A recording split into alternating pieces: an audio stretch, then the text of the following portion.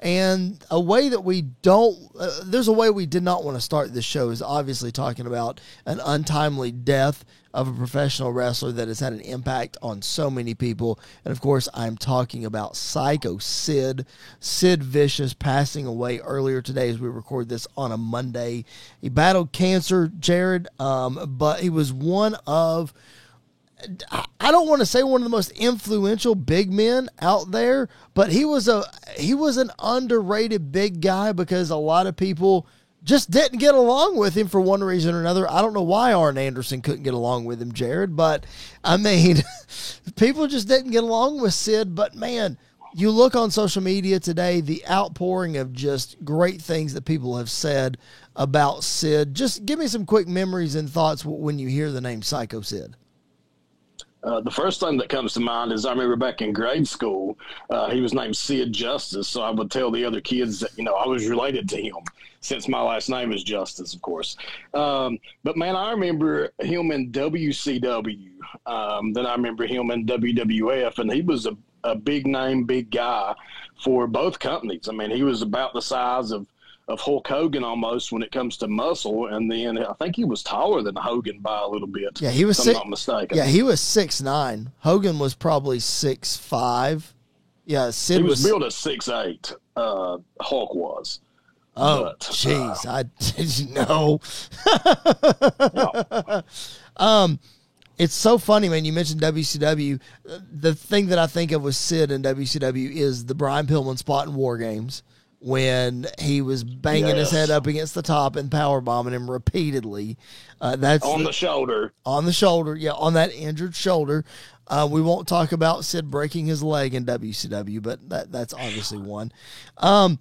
I want to tell a story real quick that you give me so much crap about, and this is the origin of you giving me crap about it.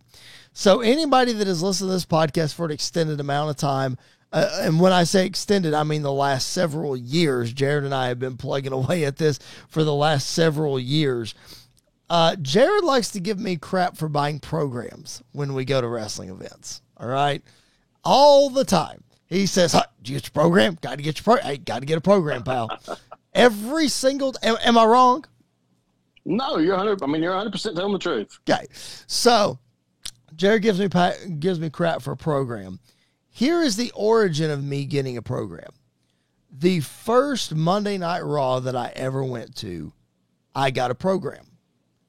And of course you did. After the shows, the only time I've ever done this at a wrestling event, my dad took me and my brother out back to watch the wrestlers leave the arena and get in their car.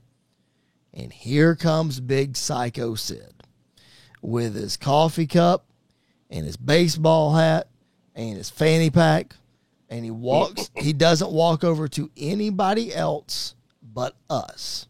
And I don't know why. I don't know why he chose us, but he did. I had a program in my hand. Sid was on the cover of it. He walks over. My brother and I both had like a Sharpie and something to get signed. He hands his cup of coffee to my brother to hold. He gets my program and he signs it. He takes his coffee and he walks away. So that is the origin story of Chris buying a program. It just happens to coincide with Psycho Sid. All right. There you go. Hey, there you go. I don't think you could talk about Psycho Sid without talking about the impact that he made. You're looking at a picture on our YouTube channel right now from Survivor Series 1996, the night that he ended the championship reign of the Heartbreak Kid, Shawn Michaels. He was the catalyst for springboarding Shawn Michaels into a babyface career. The story famously goes that Vince McMahon, he'll never be a babyface. Shawn's a heel. And then after WrestleMania 11, the performance with Diesel, it was, he's got to be a babyface. We got to turn him babyface right now. We got to rewrite the show. We got to turn him babyface. And then that night, Sid turned on Shawn and he powerbombed him. Sid and Shawn feuded, and that that started the Shawn Michaels babyface rise. So Sid in the WWF in the mid-90s, and then he went on to face The Undertaker in the main event of WrestleMania 13. He was world champion, as you saw in that picture I showed previously. So, Jared, he did some stuff, but it just seemed like softball got in the way every single time he got momentum. Yeah, how funny was it back at the Royal Rumble 92 whenever that, I guess, Hogan got eliminated, and then he got pissed off, and he grabbed a hold of Sid's hand and yanked him out with him. Yes. It was like, Hogan's supposed to be the face, yet he's pulling, like, that kind of crap. Yep. And pulling another active competitor in the Rumble out of the ring, even though he's already been eliminated. Yep. So I always thought that was pretty humorous. But well, they came in. Like Sid. Yeah, I did too, man. And they said that they were going to push him. They being Bruce Pritchard, pronouns pal, said that Sid was going to get the big push in 1992. And when he came in, he was going to be the big baby face. They thought Hogan was on his way out, which he was. So they were going to bring Sid in. He was going to be the next guy. How many times they've missed on the next guy. But anyway, so Sid comes in, supposed to be the next guy, and then just, backstage politics get in the way.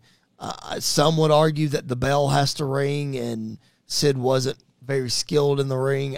I won't go that far, but all that to say, man, Psycho Sid passing away today, very sad. Thoughts and prayers to his family.